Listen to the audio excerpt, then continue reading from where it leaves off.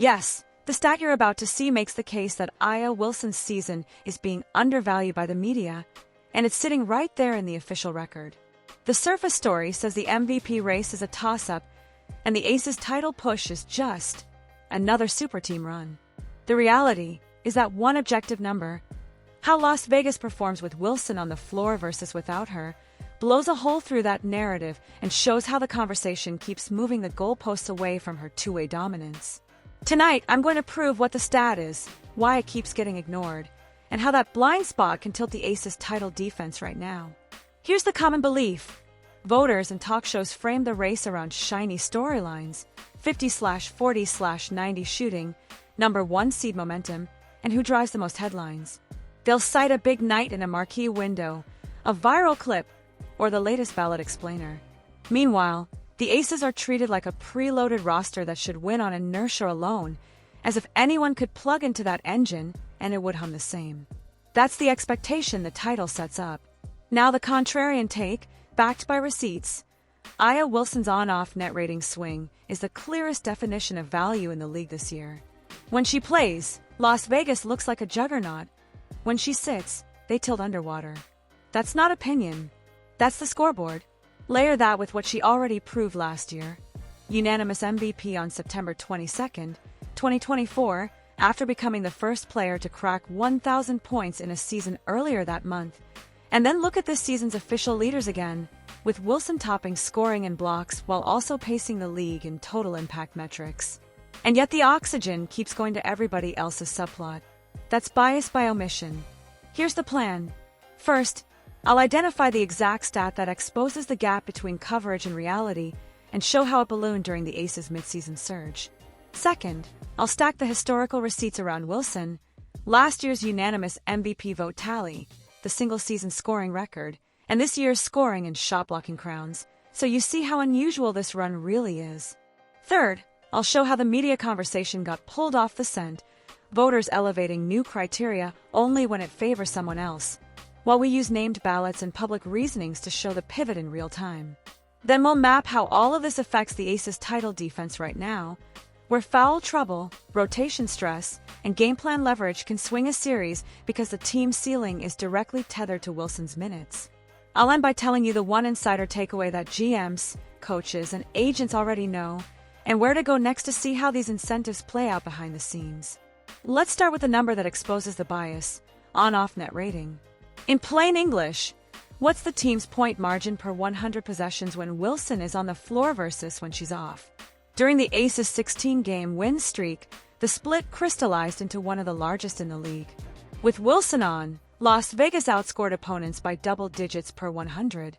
Without her, they were outscored by a similar margin the other way. That's an objective, team-agnostic, narrative proof stat that gets buried in favor of whatever clip just aired. When people say value, this is what it looks like. It's not just counting points. It's flipping the entire direction of the game. If you're a voter trying to separate candidates with comparable box scores, an on-off swing like that should be the tiebreaker. It captures offense, defense, and the gravity that makes everyone's job simpler. It reflects rotations and lineups, yes, but that's part of the point. Great players create functional ecosystems. When the Aces bleed points the moment Wilson sits, that's not a super team safety net. It's proof there isn't one. And when an argument leans on best record, or a single efficiency milestone while ignoring the largest team performance delta in the race, that's not a comprehensive analysis. That's an angle. Now, stack those present tense numbers on top of last season's receipts to see the pattern. On September 22, 2024, the league announced Wilson as unanimous MVP. Every first-place vote. At the end of the same month, she became the first WNBA player ever to score 1,000 points in a single season. That's not a soft award year, that's a slam at the door on doubt. Then you flash forward to this season. She leads the league in scoring per game and in blocks per game, the clearest two-way crown you can put on a box score.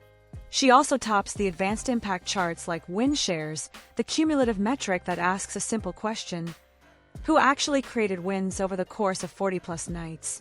Even her team's public notes spell out how often she set the pace. Most 30-point games, most total points, and the league's lone 30-20 game this year. This is not a one-week heater. It's a 2-year arc that turns what about the regular season into a receipt. If the trajectory ended there, the media angle might be forgivable. You tip your cap, spread the love, and move on. But it doesn't end there. The Associated Press just named her Player of the Year again, and AP Defensive Player of the Year for the third time in 4 years, while beat polls and columns were still posting think pieces weighing her against the flavor of the week. That's not saying other seasons weren't brilliant. Nafisa Collier's push with a rare 50/40/90 year and a number 1 seed bids for history in its own right. Breanna Stewart's consistency and two-way excellence at the top tier are real, and injuries and availability will always complicate postseason calculus. But ask a simple question. If one candidate leads in scoring and shot blocking while driving the league's largest on-off swing and topping win shares, what argument beats that without changing the rules in the middle of the debate? Here's where the bias creeps in. You've seen it in real time this year. Columns laying out ballots that elevate a different criterion depending on which star they want to promote. Efficiency becomes king when someone else hits a round number milestone. Team record becomes decisive the moment the Aces slip a game in July. A single big Sunday window suddenly matters more than a month-long win streak. And in the background, the clicks chase novelty. If a first-time MVP brings a new audience, or a viral player floods the timeline, the oxygen shifts. That isn't a conspiracy, it's an incentive. But it is how a stat like on-off net rating, built from the league's own play-by-play, gets pushed to the second paragraph or cut entirely so the headline can sell a simpler story. There's a second kind of receipt that gets ignored: durability under pressure.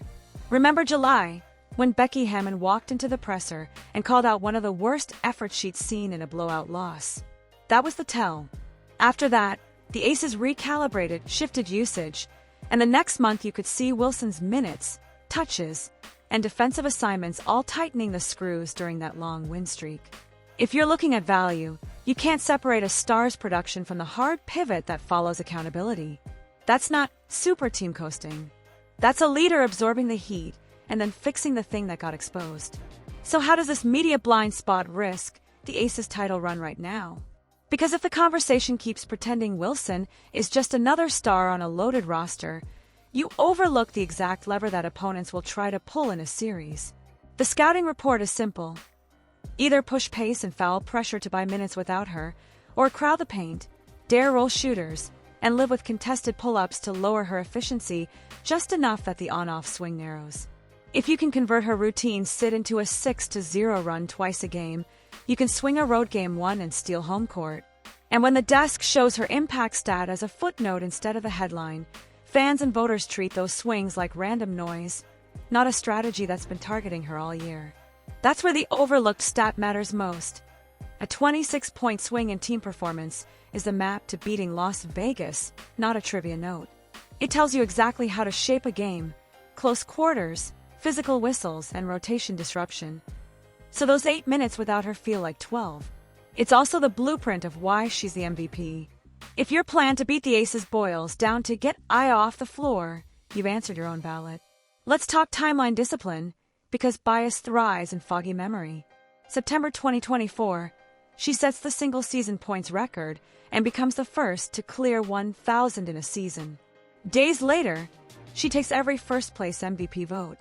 That winter, the narrative shifts to, can she repeat when everyone's loading up? Spring, the Aces wobble, Hammon torches the effort in a presser, and Las Vegas responds with a 16-game heater. By late summer, Wilson sits atop scoring and blocks while leading cumulative impact. Early September, the AP hands her Player of the Year again and Defensive Player of the Year again. Then the playoffs open, and in Game 1 she drops a signature line while climbing the all-time postseason scoring list. If you saw that timeline in men's basketball, we wouldn't be arguing. We'd be carving the plaque. Now, the fair response is, because they matter.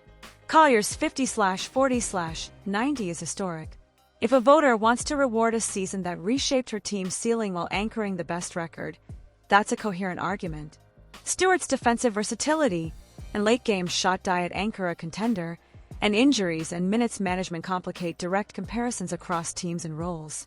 It's also true that rebounds leaderboards went another direction this year, so if you're hunting for a traditional big man triple crown, you won't find it on Wilson's page. None of that erases the core case. It sharpens it.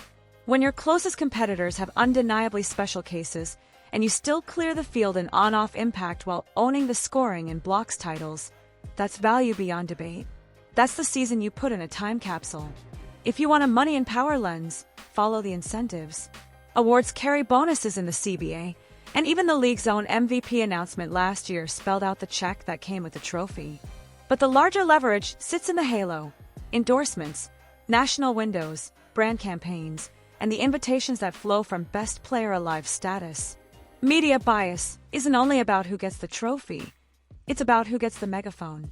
When coverage reshapes criteria to prop up novelty, it redistributes that halo. That's why the on-off stat matters so much. It is the least sexy, most undeniable way to center the conversation back on basketball.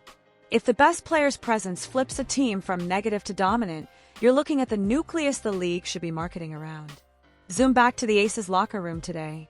The playoffs don't care about ballots, but they do punish blind spots.